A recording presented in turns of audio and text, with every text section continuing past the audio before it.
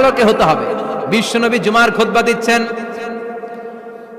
হঠাৎ বিশ্বনবী দেখলেন হাসান আর হুসাইন লাল দুইটা জামা পরে জুমার মসজিদের মধ্যে ঢুকে একবার কাতারের এইদিকে দৌড় মারে, আরেকবার ওইদিকে দৌড় মারে। ছোট বাচ্চাদের এরকম দৌড়াদৌড়ি আছে না নাই? রাজা মেহরও আছে।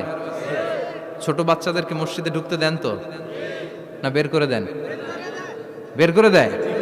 সর্বনাশ, বাচ্চাদেরকে মসজিদ থেকে বের করবেন না, কখনোই বের করবেন না। তুরস্কের বিভিন্ন মসজিদে বড় বড় ফেস্টুন দিয়ে লেখা থাকে, তারাবির নামাজে, জামাতের নামাজে মুরব্বীরা যখন সামনে নামাজ পড়বে, পিছন থেকে যদি ছোট বাচ্চাদের চিল্লা চিল্লি আর কিচির মিচির শব্দ শুনতে না পাওয়া যায়, তাহলে ভবিষ্যৎ প্রজন্ম নিয়ে আপনারা চিন্তিত থাকুন। পিছনে যদি বাচ্চাদের হই হুল্লোড় না থাকে, চিল্লা ফাল্লা না থাকে, তার মানে নেক্সট জেনারেশন এগুলো মুসল্লি হবে না, এগুলো হবে ডাকাত। এজন্য এরা বিভিন্ন প্রজেক্ট চালু করেছে। 40 দিন টানা ফজরের নামাজ যে ছোট বাচ্চারা মসজিদে এসে পড়বে, এই প্রজেক্টের আওতা থেকে একটা করে সাইকেল দিয়ে দেয়া হচ্ছে। সুবহানাল্লাহ কইবেন না?